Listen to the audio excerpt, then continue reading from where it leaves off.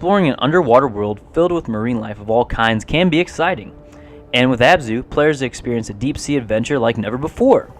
While Abzu is enjoyable for the majority of the journey, a few minor problems keep this game from being outstanding. The art style is a positive, as the game just looks absolutely gorgeous, and the variety of environments that the players get to explore keeps this experience feeling fresh. However, the controls are a bit cumbersome at times, and the story that Abzu tries to tell is just far too vague to have any significant meaning or hold the player's interest. The player starts out in the middle of the ocean in control of a scuba diver. First, with the diver's head above the water, all they can see is miles and miles of ocean in every direction. Then, whenever the game prompts the player to dive, the entire world opens up beneath the surface, revealing various sea creatures and an underwater world to explore. Along with the marine life, the player will encounter many mysteries on their expedition, and while the game tries to craft a story around these mysteries, it is far too obscure to make any substantial impact on the player. The game feels more like a scuba diving simulator than an actual video game, as there are many tools at the player's disposal to observe the world around them, while interactivity is kept to the very minimum. The game probably would have been better off to do away with the narrative entirely, just allowing the player to explore the ocean at will without anything pushing them to progress. Needless to say, the attempt at a story in Abzu becomes a burden to the overall experience. The object of the game is to get from one area to the next by searching each section for a passageway. There are a few objects to interact with within each zone, but the only object that seems beneficial to the player's journey is a small light that helps the player open certain paths in each area. Everything else the player is allowed to interact with, like releasing different types of fish into the area and meditation, seem almost pointless. It is not very rewarding to release the other species of fish, and the meditating is not interesting enough to hold the attention for very long. The diver does have the ability to latch onto sea creatures and ride them around the ocean. While riding the sea creature, the diver can spin around and sometimes jump out of the water, and this is thoroughly entertaining.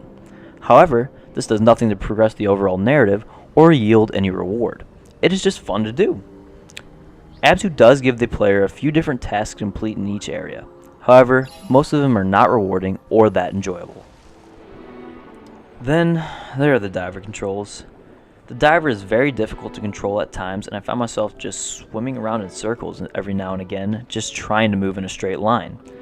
Trying to ascend and descend becomes a challenge as well whenever the player needs to move a considerable distance up or down. The character would begin to go up, but then would just swim in a circle instead of all the way upward, and the same rules applied for swimming down, left, or right. The only time the controls ever felt good was when moving forward in a straight line, making slight adjustments up, down, left, or right. These controls are especially frustrating, considering that the whole game is played under the ocean, making it difficult for the player to navigate. You would think that a game that takes place entirely underwater would have somewhat stable swimming mechanics. However, Abzu is just not one of those games. While Abzu's mechanics may not be beautiful, its graphics are. It is just so lovely and colorful that the amusement I got from just looking at the game kept me pushing forward.